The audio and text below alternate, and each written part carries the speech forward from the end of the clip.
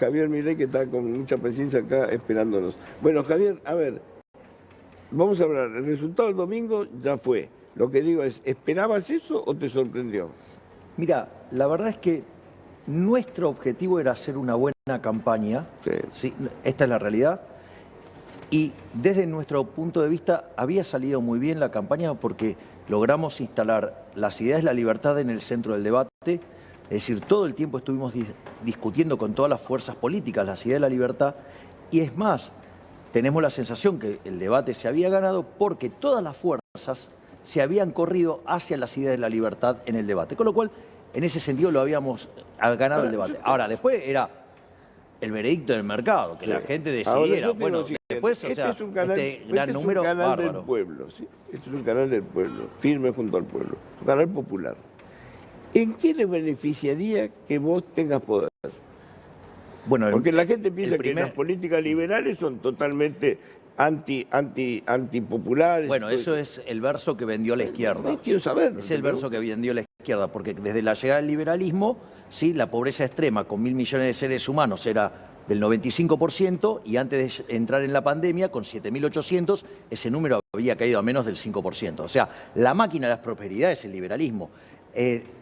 La forma de sacar a la pobreza a la gente es la libertad. Los países más libres son 8 veces más ricos que los reprimidos. Es más, el decil más bajo de la distribución, los que peor están 11 veces mejor que su par en el país reprimido y tienen un ingreso promedio que es el doble del ingreso promedio del país reprimido.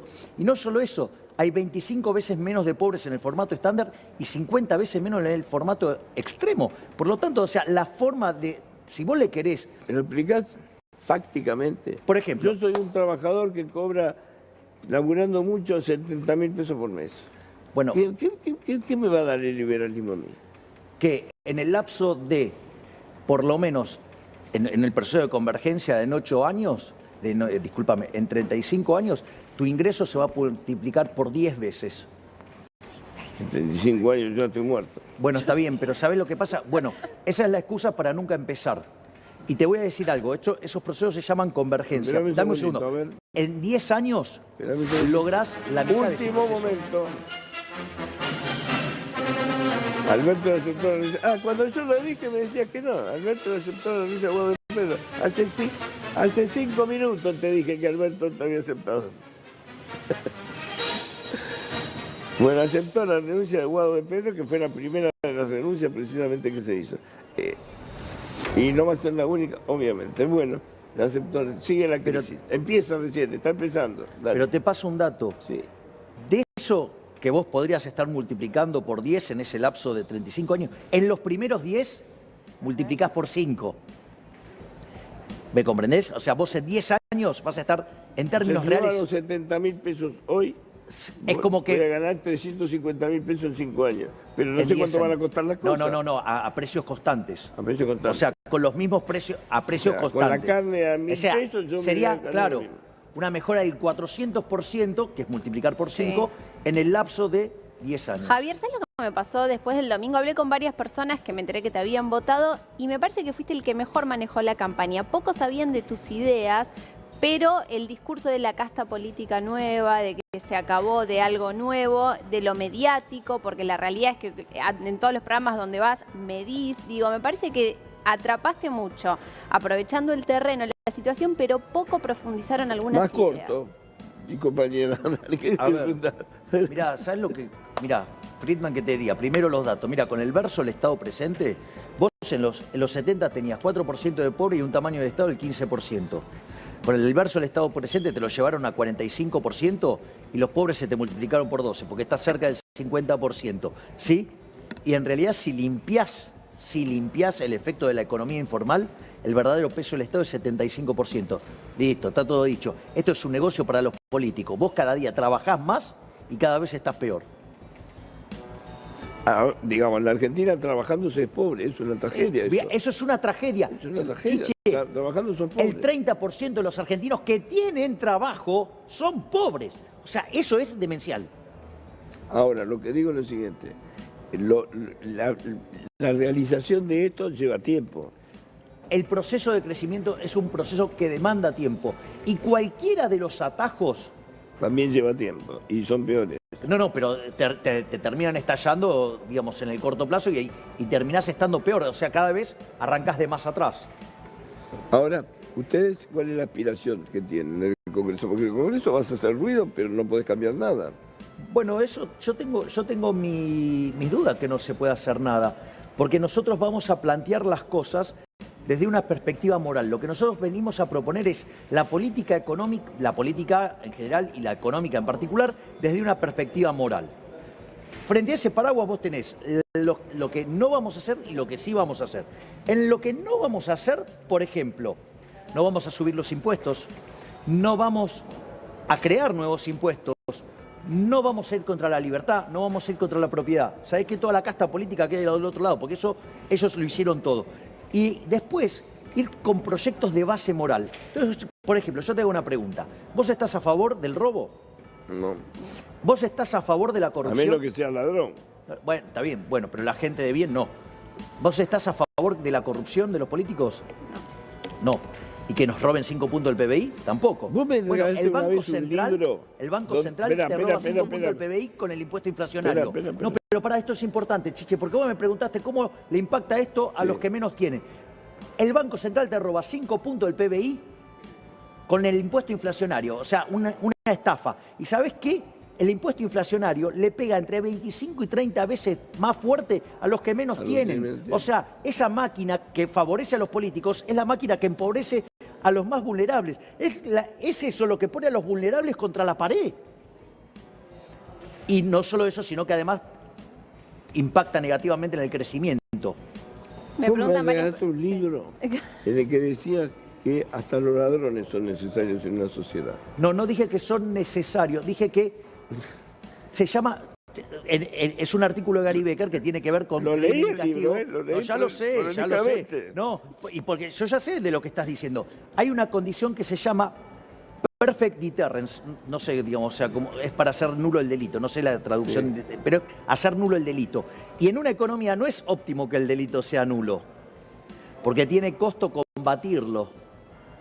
¿Me comprendés? Es decir, vos podrías tener todo lleno de policía, pero no producir nada, estás complicado. O sea, Sí. vas a liberar Hasta un eso poco. llega el liberalismo, a decir, no es negocio combatir a los delincuentes, entonces no pongo policía. Por ejemplo, te vandalizan una pared. Bueno, digo, o sea, ¿qué haces? No te queda otra. O sea, ¿qué le vas a poner un policía al lado de la pared? Te sale mucho más caro que volver a pintar la pared. Es una cuestión de costo-beneficio. ¿Sí? Ahora, pero hay una dimensión moral. O sea, robar está mal. Y el Banco Central es una estafa, por lo tanto tenés que eliminarlo. Y ahí vos sí podrías hacerlo nulo sin costo. Porque en realidad el costo es haberlo creado. O sea, sacarlo no tiene costo, salvo ¿para quién? Para los políticos ladrones. ¿Qué quería preguntarle, Sicu, que te morís por cosas? Sí, la visión de Milei respecto de la educación pública, si habría que mantener una educación fomentada desde el Estado, pagando el salario a los docentes, manteniendo las escuelas. Bueno, yo he presentado mi posición. Yo, digamos, creo en la competencia y cuando vos, suponete lo siguiente, vamos con Sofía, digamos, supongamos que tuviéramos las mismas calificaciones estrictamente técnicas a un trabajo. Entonces vamos digamos, ¿qué va a hacer el empleador? Va a contratar al que pide menos en el fondo, ¿o no? Porque tiene que maximizar su beneficio. Sí, Ahora sí, sucede... depende de la calidad del tipo. No, Si el tipo es mejor, le pago más, Sí, che, más caro. Estoy hablando a idénticas calificaciones Sí, técnicas, claro. dije. En ese más barato. Claro. Entonces, ante dos productos idénticamente iguales, tomás el que cuesta menos. Bueno, ¿qué pasa si cuando yo voy a buscar ese trabajo, a mí me están poniendo plata en el bolsillo? Está claro que es una competencia desleal. Te estoy dejando afuera del mercado, no porque vos no seas buena, sino que te estoy dejando afuera porque alguien me está financiando. Bueno, digamos, en el mercado de la educación educación pública de gestión estatal compite deslealmente contra la privada. ¿Por qué? Porque no está arancelada, porque está subsidiada, porque no es gratis. Alguien la paga. La pagan en realidad los que no van. Entonces, ¿qué es lo que quiere decir eso? Vos lo que tenés que hacer, digamos, y esto por ejemplo en Suecia funciona bárbaro, es el sistema de vouchers. Entonces, ¿qué es lo que pasa? Yo le doy plata a todos y elige la institución que quiere. El sistema de Chile.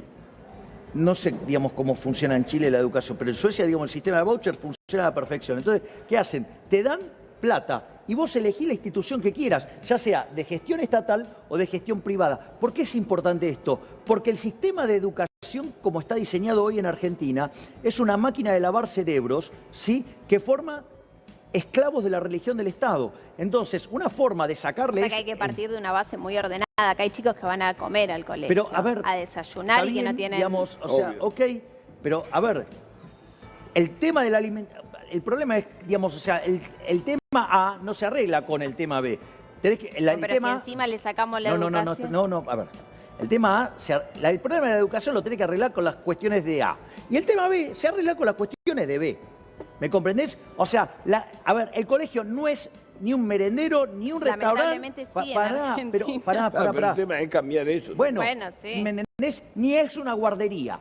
El colegio, la escuela, es para ir a estudiar. Y vos tenés que estudiar. El problema de la alimentación se resuelve en otro lugar. ¿Me comprendés lo que te digo? Sí. Entonces, ese es el punto. O sea, ¿cómo se arregla el problema de la educación? Yendo a un sistema que sea más competitivo. ¿Para qué? Para que la gente acceda a una mejor educación. Y no hay nada mejor que la competencia. Javi, quiero saber una cosa. En estos momentos se está dirimiendo una guerra en la cúpula del poder. ¿De qué lado estás? Yo no tengo que estar de ningún lado porque yo no formo parte de esa coalición. Tiene que ver tu país, el país está en eso. Pero a mí no me eligieron para gobernar, están ellos gobernando, lo tienen que arreglar entre ellos. Si me decís a mí, Alberto Fernández... Es una crisis institucional. Pero claro, a ver, sí, claro, Alberto es un cadáver político. ¿Sabés lo que podría hacer Alberto? ¿Sabés qué? Que haga todos los ajustes, que ponga la macroeconomía en orden, que se banque todos los costos y que deje la economía limpia para el que viene hacia adelante. Lo que hay que ver es si tiene la estatura, ¿sí?, moral y de estadista para cargar todos los costos. ¿Cómo? No, yo la hice, ya se fue. ¿Qué le pasa, Cintia? ¿Por qué no miras el programa? Dale, sí, te escucho. Entonces, ¿qué es lo que sucede? ¿Me entendés? Total, ella es un cadáver político. Que termine de pagar todos los costos, ¿entendés? Y que deje la economía ordenada para los que vienen hacia adelante. No querés jugarte. Vos decís que, Alberto, pero digo, yo te estoy pidiendo una elección binaria. ¿Cristina o Alberto? Cristina es infinitamente superior a Alberto porque además es la dueña de los votos. O sea, vos decís que la dueña de la coalición es Cristina. ¿Quién tiene los votos? Cristina. Listo, entonces la dueña de la coalición es Cristina. O sea, pero lo que podría hacer Alberto Fernández es un servicio a la patria, hacer el fronting, dejar que le llenen la cara de dedos y pagar todos los costos y dejar la economía saneada para evitar una crisis muchísimo mayor. Hay que ver si es una persona de bien o es un miserable que está apostando a un mero resultado electoral cuando los votos no son de él, son de Cristina. Javi, te agradezco mucho la gentileza de haber venido. Muchísimas gracias y feliz día del perdón.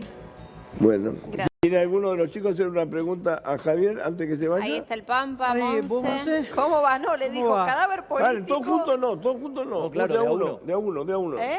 De a uno. De a uno, vamos. Digo, en un segundo le escuché cadáver político y... Cadáver político le dijiste Sí, recién. dije que es un cadáver político. Y que tiene que pagar el costo y terminar de llenarse la cara de dedos para irse y dejarla a Cristina. No, ¿Entendí a ver, mal lo que por estoy eso? A ver. No, lo que estoy diciendo es un cadáver político. O sea, ya, digamos, su carrera política está terminada. Va a terminar con su mandato. Exactamente. Ah, ¿Cuál es el punto? El punto es el siguiente. La economía argentina tiene un montón de desequilibrios. total. Si vos no haces nada, está ya mal. Si haces las políticas fiscales keynesianas, financiadas con emisión monetaria, termina mucho peor. La única salida es hacer el ajuste.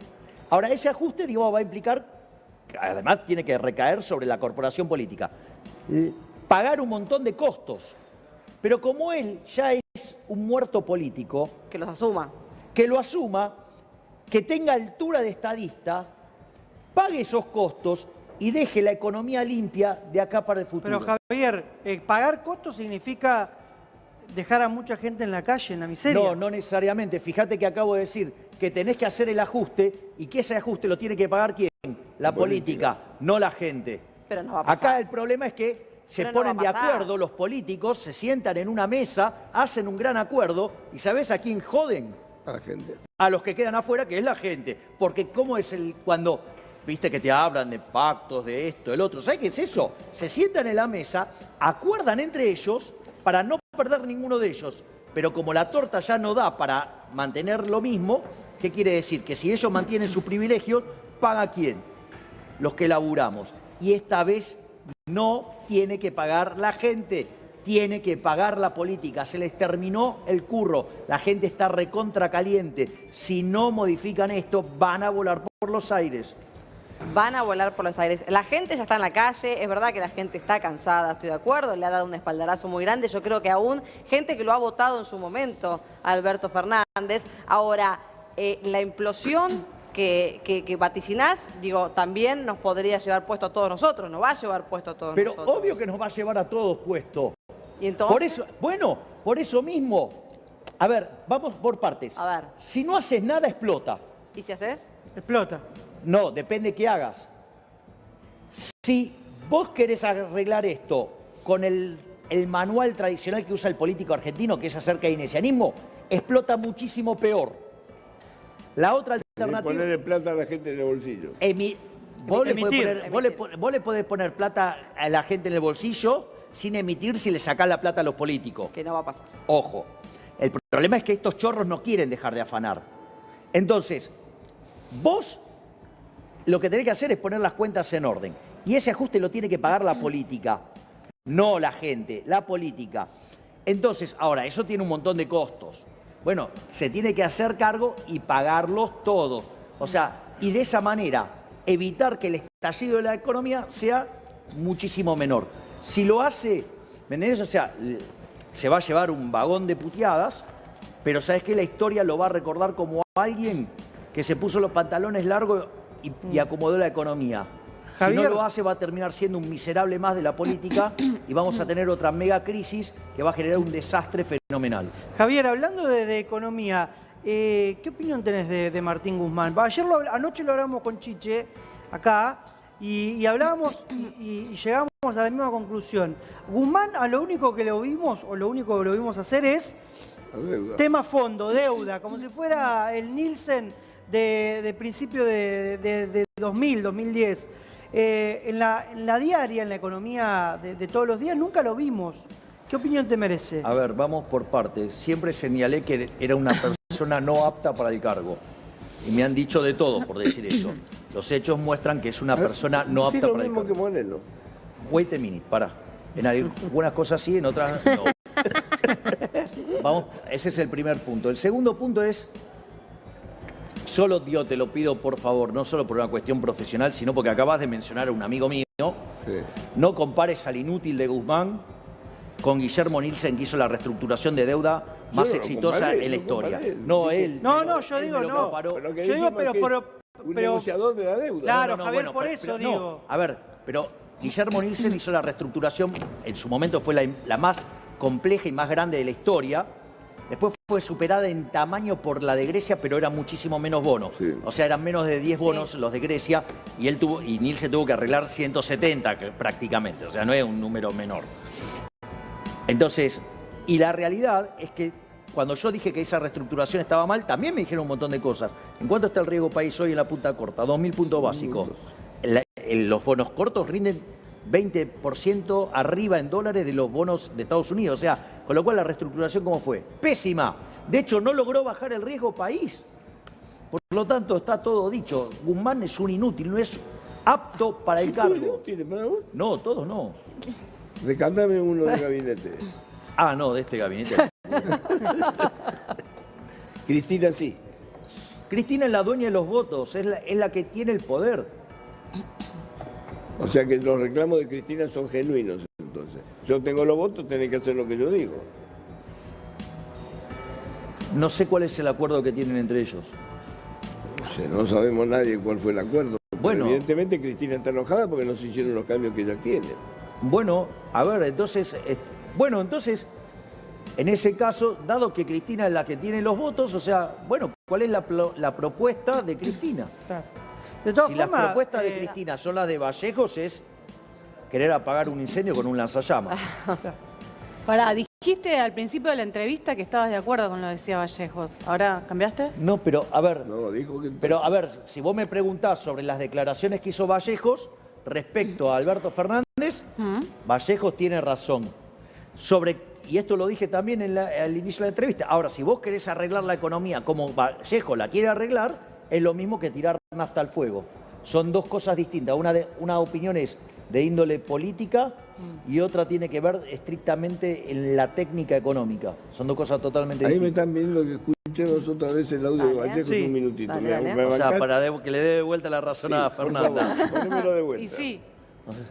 Estoy de acuerdo, Pedro, con lo que vos decís. Lo que pasa es que todos esperábamos que el enfermo de Alberto Fernández, el ocupa de Alberto Fernández, el lunes a las 8 de la mañana estuviera haciendo una conferencia de prensa en un escritorio con todas las renuncias sobre la mesa, diciéndole a la Argentina no, que había escuchado el mensaje de las urnas, como dijo hipócritamente el domingo, porque obviamente se ve que además de ciego es sordo, porque jamás ha escuchado nada, ni tampoco ha aprendido nada de Néstor, ni de nadie, pero no lo hizo. No solamente no lo hizo, no lo quiere hacer. Quiere conservar a su núcleo de inútiles que están ahí todos de prestado, ocupando las oficinas de la Casa Rosada y no han hecho nada. O sea, no hay conducción política en el gabinete porque el jefe de gabinete es un payaso. Light. Duro. Light, ¿no? Tiene razón. Ahora, la pregunta es, ¿por qué no le puedo dar la razón si yo, digamos, o sea, vengo de otra perspectiva Pero ideológica? me parece Si tiene bien. razón. Sí, me parece bien. El despiole en Argentina es tan grande que la evaluación política que hace Vallejos es la misma que puedo hacer yo. ¿Cuál es el problema? Fernanda Milei, podríamos decirle.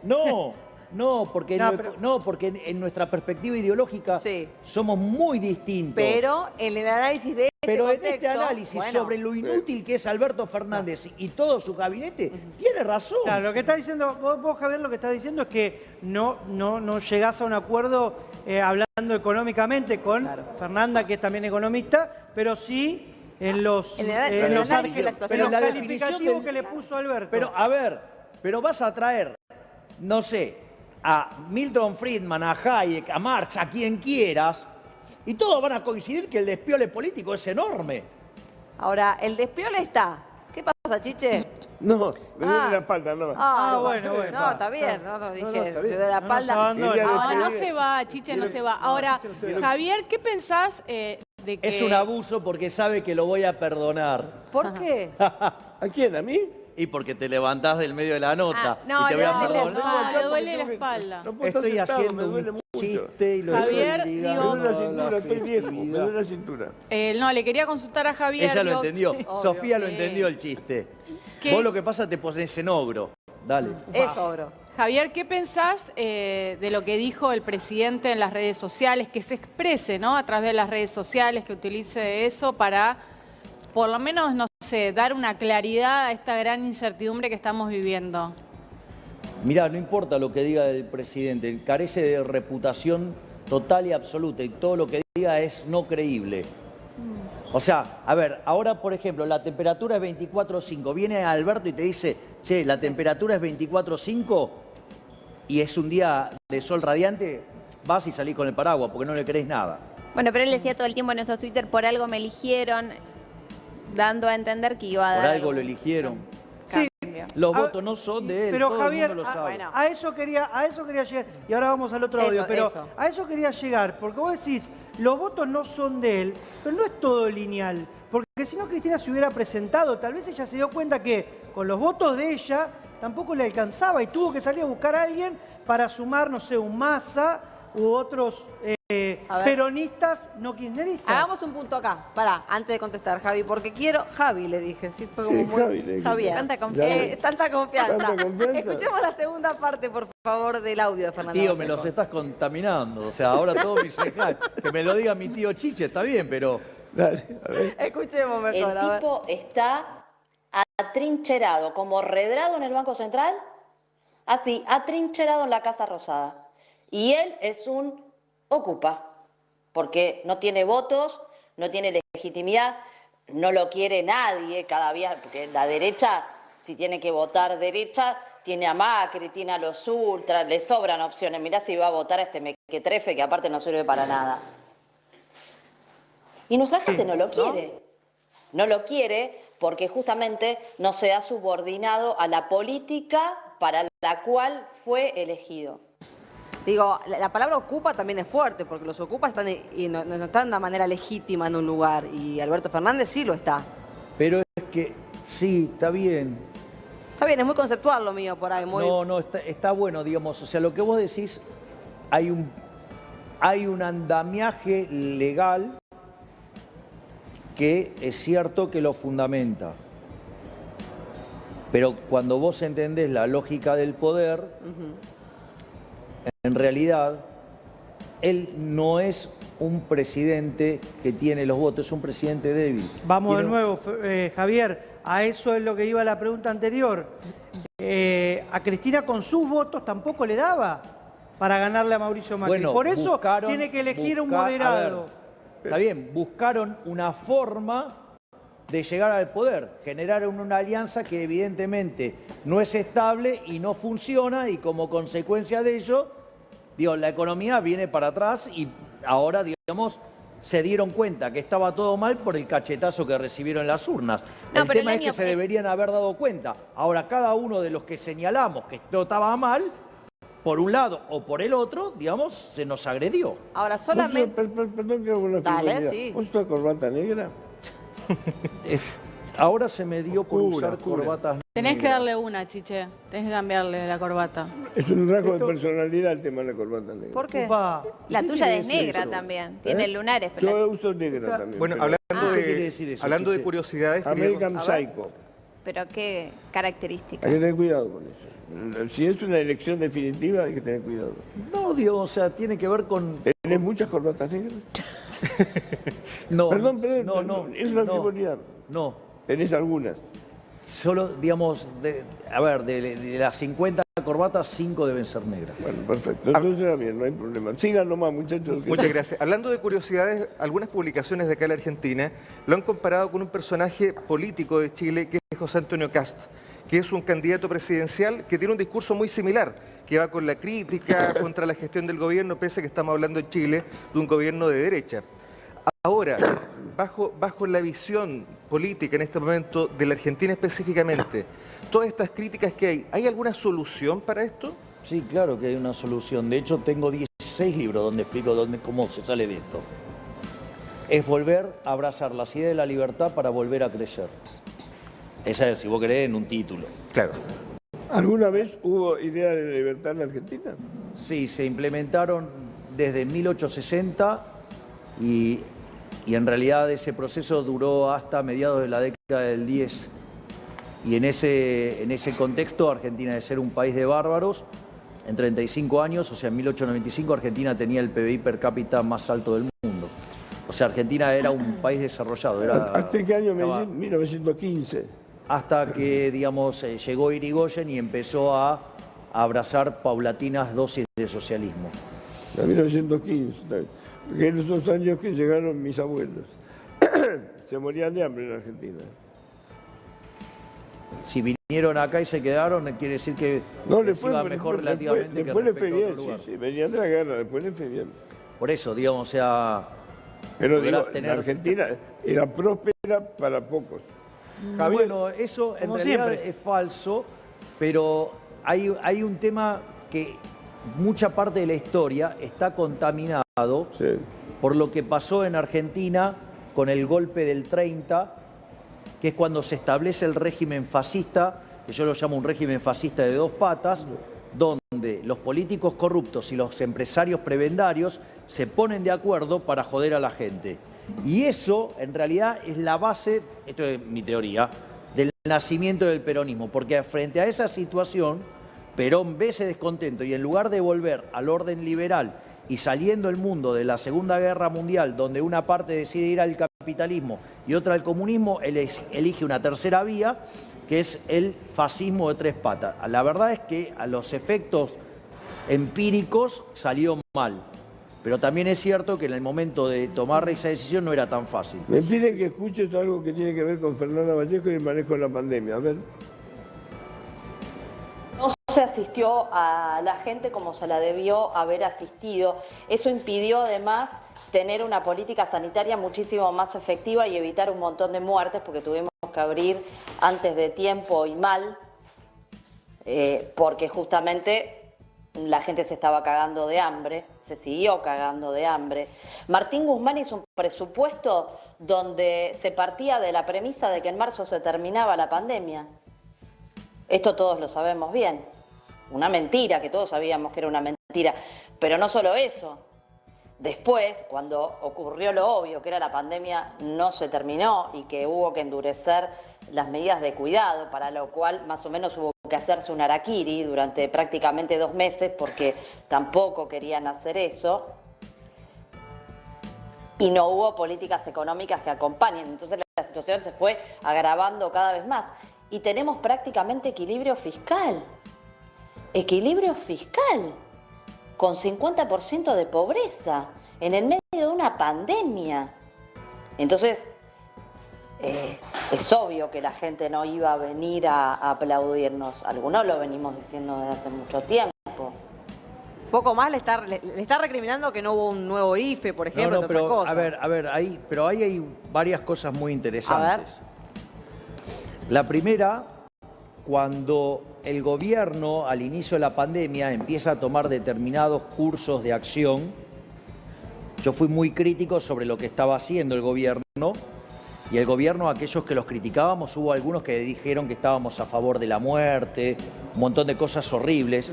O sea, en especial, digamos, el doctor Pedro Can decía, si vos no estás a favor de lo que yo propongo, estás a favor de la muerte.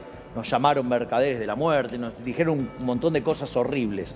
La realidad es que el año pasado, cierro el capítulo en el año pasado, si Argentina hubiera hecho las cosas como un país mediocre, hubiera tenido 10.000 muertos por COVID, tuvo 40.000 el año pasado. Esos 30.000 de diferencia justamente tiene que ver por el mal manejo de la pandemia, ¿sí? Ahora, ese es un punto. Bueno, hoy ya pasamos los 110.000, o sea, de los más de 70.000 que van en este año tienen que ver, por culpa del gobierno, también por el mal manejo del tema vacunatorio. Es decir, que el gobierno... Pero vos no estás de acuerdo con la vacunación. Eso es otro tema. Pero, a ver, una cosa es si vos pertenecés a un grupo de riesgo, a ver, sí, pero yo me testeo todos los días.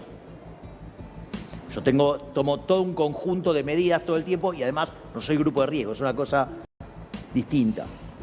Después, digo, esa es una discusión más larga y digo, yo no tengo problema en darla. Pero, Javier? a ver, no. Pero de vuelta, a lo que voy es lo siguiente. Entonces, en ese conjunto de errores, ahí tenés que el gobierno también, por no dejar de robar, a los 30.000 que se fueron el año pasado, sí, desgraciadamente, porque no se testeaba como correspondía, ahora no se vacunó como correspondía, este gobierno es responsable de la muerte de por lo menos de 70.000 argentinos. ¿Sabe? Pero Javier... ¿Me dejan terminar? Sí, Porque sí, si no sí, se dale. hace muy difícil. Dale. Cuando entonces alertamos sobre esto, muchas personas ligadas al gobierno nos estigmatizó, nos persiguió, nos hizo de todo. Ahora, digamos, Fernanda Vallejo señala este problema. Bien. Ahora, pero esto tiene que ver con lo que había señalado, digamos ella, Natalia, Sí. con la parte en la cual discrepo con Fernanda Vallejos. Ella cree que esto se arregla con política fiscal expansiva financiada con emisión monetaria. Y eso sería tirarle nafta al fuego. Es decir, el resultado de eso terminaría siendo mucho peor.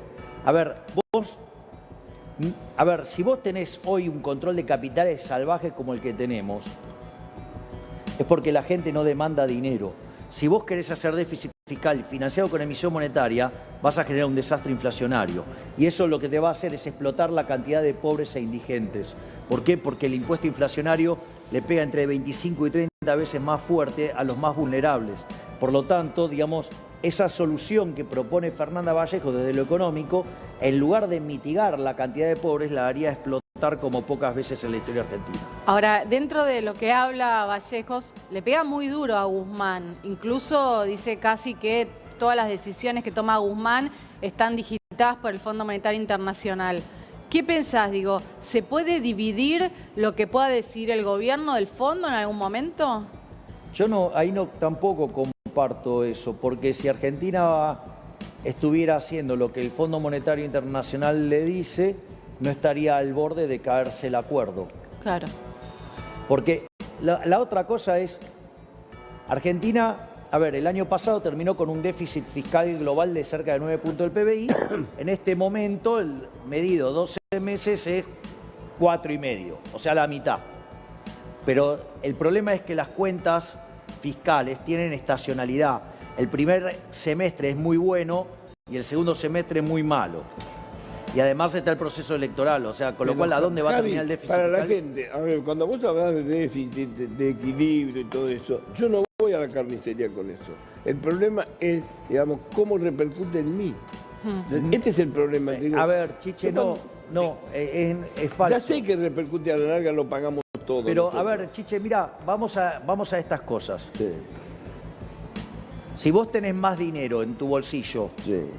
¿podés comprar más o menos, dado los precios? No, comprar más cosas. Bien, entonces ahora viene el Estado y te cobra un impuesto y te saca el 50% de tus ingresos. ¿Vas a comprar menos? Me compré menos. Bien, ahora, entonces te cobran impuestos. ¿De qué manera te cobran impuestos? Una es cobrarte impuestos explícitamente. Es decir, agárrate, este gobierno hizo 18 reformas fiscales, todas para subirte los impuestos. O sea, ahí te estuvo comiendo el bolsillo todo el tiempo. Pero bajaron el mínimo no imponible. Oh, sí, claro.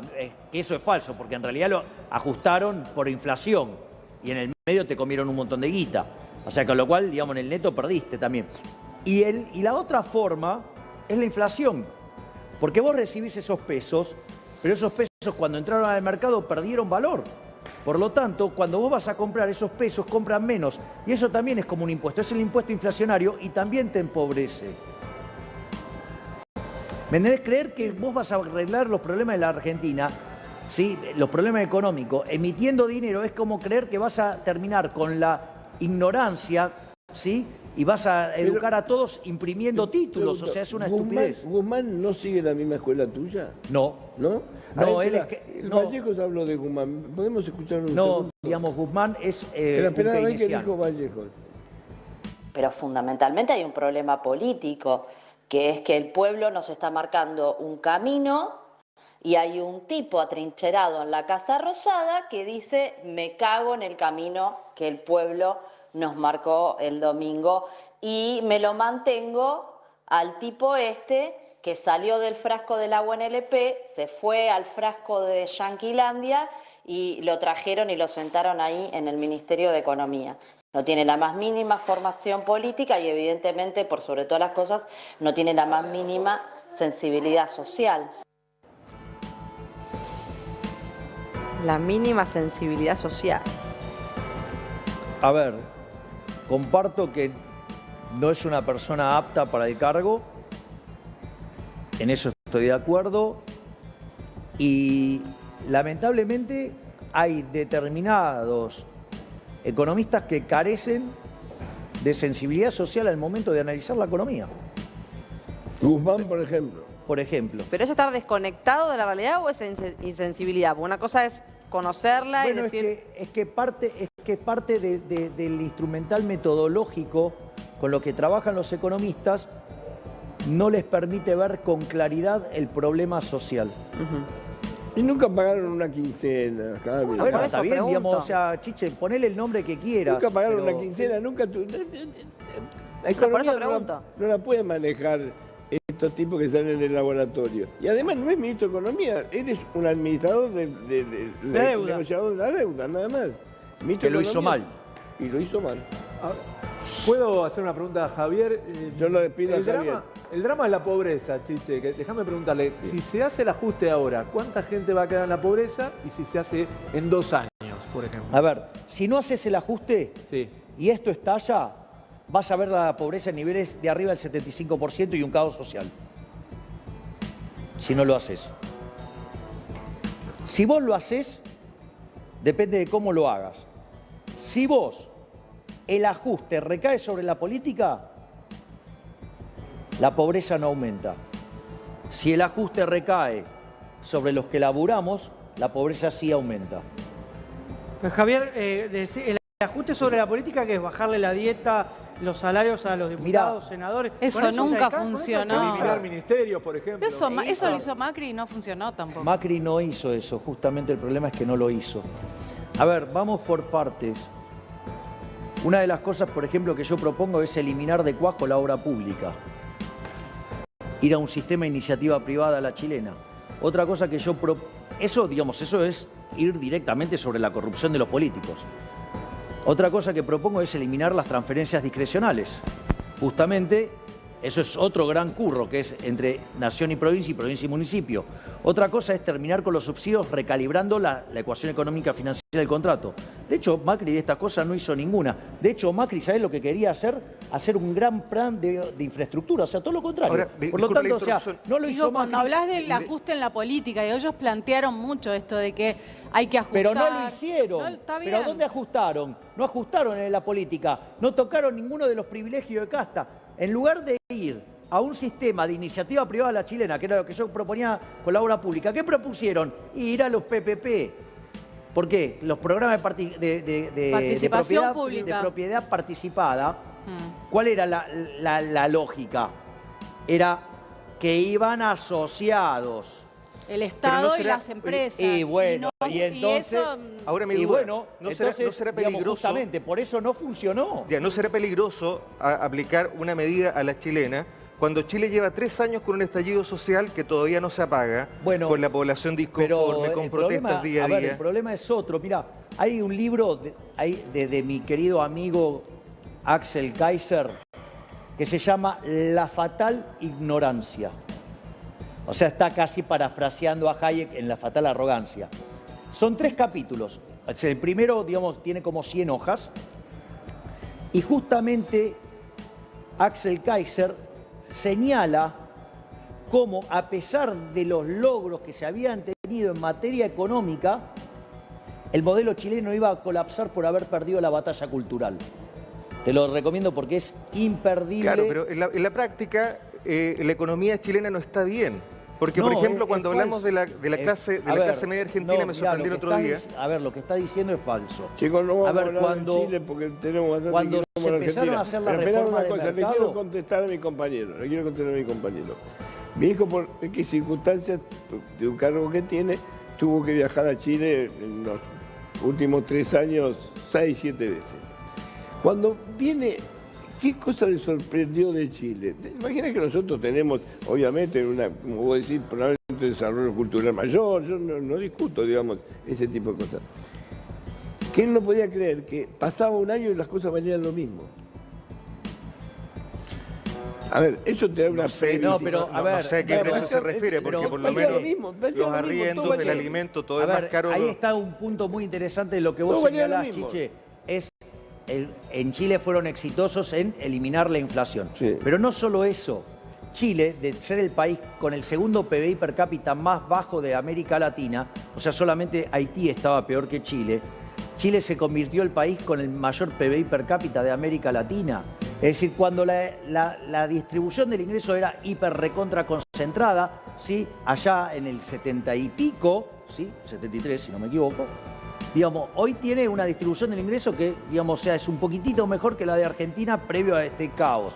Cuando vos tomás la tasa de inflación de niveles estratosféricos, hoy no tienen inflación. Cuando tomás los números de pobres, la cantidad de pobres pasaron de niveles del 80% a menos del 8%. Bueno, digamos, o sea, el modelo, digamos, como funcionar, estaba a un 25% de llegar a la categoría de país desarrollado. Pero es que ahora, ¿cuál es la pregunta en términos de PBI per cápita. Entonces, el problema es, ¿por qué si todos estos indicadores funcionaron bien, cómo puede ser que había tensión social? Bueno, eso es justamente lo que explica Axel Kaiser y explica cómo al retirarse, como vos le decís, la derecha, de la batalla cultural, en Chile, digamos, el modelo gramsciano también se llevó a la perfección, tomaron la educación, tomaron los medios. No te ¿sí? metas con Gramsci vos. Yo te acepto cualquier cosa menos que te metas con No lo Gramsci. estoy criticando a por Gramsci, eso te te estoy digo, diciendo. no te metas con Gramsci. Pero, a ver, estoy hablando. A ver, Gramsci, ¿qué te decía? Que te tenías que tomar Javi. los medios, ¿sí? La educación y básicamente, ¿sí? El arte. Y que con eso vos dabas la batalla cultural y así era como metías el socialismo en la sociedad.